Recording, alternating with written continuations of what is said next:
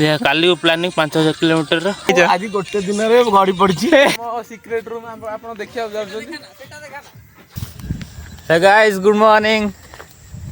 तो सकाल आज मॉर्निंग वॉक पूरा चलती देखिए कोहड़ी भी पूरा देखो पूरा होते जोर पूरा एकदम झाकास कोहड़ी है।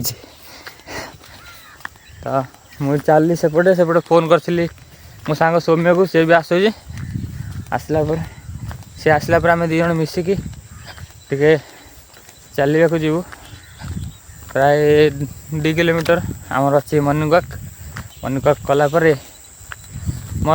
कलापर अच्छी टे एक्सरसाइज करूँ एक्सरसाइज कलापर पुणी रिटर्न घर को भाई आमर पूरा कोड भितर मास्क पाक्स रुमाल बांधी टोपी नहीं पूरा आसिक पहुँच गले एवं कंटिन्यू करूँ मॉर्निंग वॉक तो पछे किए गोटे।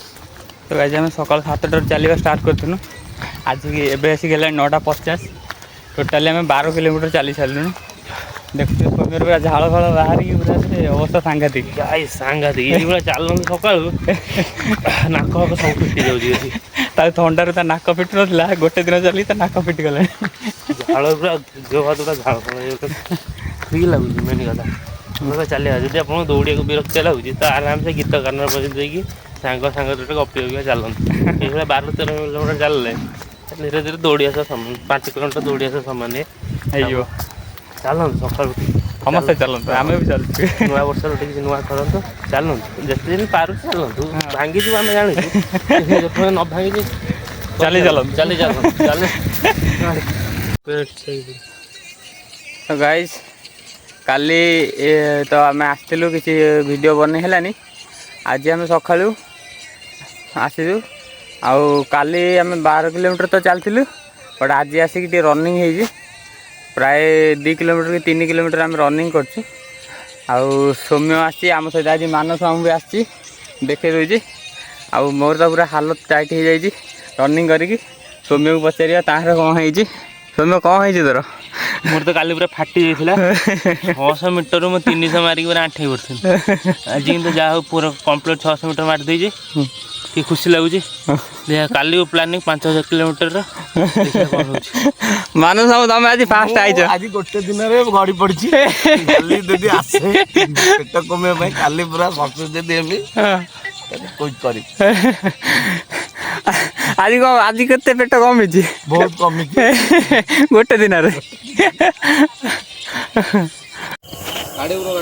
तो गाइज आमर काली सरस्वती पूजा तो आमर सब प्रिपेरेसन चललानी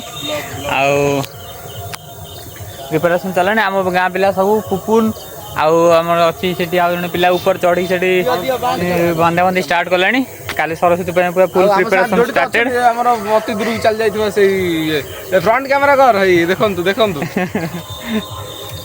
तो आमर सब वर्ष हुए तो ए वर्ष भी आम समस्त मिसिक करछु तो एथर पुणी लेट होगलानी बंधाबंधी कर बाँस पोता कम जोरसोर चलती मुझे देखुची आपको आमर कौन सब कम चलती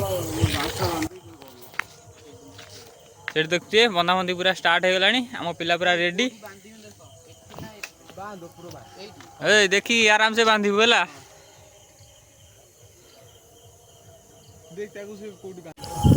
तो गाइज आमर जी सब मेंबर अच्छा जो टेंट दायित्व रे खास कर ये बाइया आउ ब्लॉग ओनर जार ना रे यूट्यूब अच्छी ये कहीं आमर पारे नहीं मुझे पारे नहीं ये टोका पारा नहीं है पारी पारी आम लास्ट को गले आम पारी पारी है तो बाँस दियो ए आउ गोटे आमर आसीगले मेंबर गोटे एपटे पपुआ काम काम बाना नुची कहले मो डर है देखला दिहर पूरा -1 डिग्री सेल्सियस तो से चढ़ी बांधुंट तो काली पूजा आम बहुत एक्साइटेड अच्छु देन आउ किसी पिला माने घर को जाइछन्ती आसिने आम तांकु भी इंट्रोड्यूस कर दे ओके क्या दिख रहा है।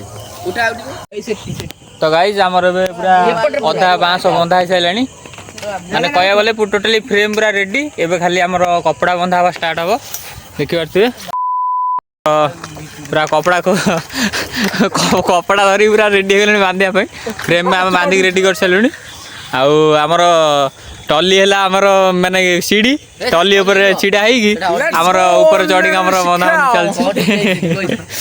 ଆଉ ଏ ସବୁ କପଡା ଥୁଆ ହେଇଛି, ପାଲ ଅଛି, ତାପରେ ବାନ୍ଧିକି ଏବେ ରେଡି କରାହବ। Then I will discuss after one day. This decoration is fulfilled. Chicken ବାସ୍ନା କାଲି ଆମର ପୂଜା ହବ, ତୁ ଚିକେନ ବାସ୍ନା କଣ କରିବୁ? ଭାରି ଜୋର ଚିକେନ ବାସ୍ନା। ଲାଗମା ଚିଂ ଚିଂ।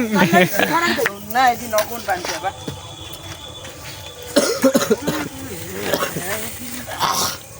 ହେଲା ନା ବି କରୁତେ ମିସ୍ତ୍ରୀ କୋଉଠୁ ଆଣିଥିଲେ ମିସ୍ତ୍ରୀଟା? ଆମର ଇଏ ମିସ୍ତ୍ରୀଟା ଦେଖୁଥିବେ ପୁରା ବନ୍ଧାବନ୍ଧିରେ ପୁରା ଏକ୍ସପର୍ଟ, ସବୁ କାମ ଶିଖିଛନ୍ତି, ସବୁ ଫ୍ରେମ ବାନ୍ଧିକି ରେଡି କରିଦେଲେଣି। ଯେ କି କାଲି ସକାଳେ ପାଇଲେ ଇଟା କାମ କରିବେ କୁହନ୍ତୁ। ଆକ୍ଚୁଆଲି ଆଉ ଗୋଟେ ଜିନିଷ ଆପଣ ମିସ୍ କରୁଛନ୍ତି ସାର୍, ଟିକେ ବାଁଶଟା ଦେଖେଇବେ ଯୋଉଟା ବାନ୍ଧୁଛନ୍ତି ସେଠି ଯାଇକି। ଆମେ ଗୋଟେ ବାଁଶ ବାନ୍ଧୁଛୁ ଦେଖି ପୁରା ସିଧା ବାଁଶଟେ। ଆମ ଫ୍ରେଣ୍ଡ ପୁରା ସିଧା।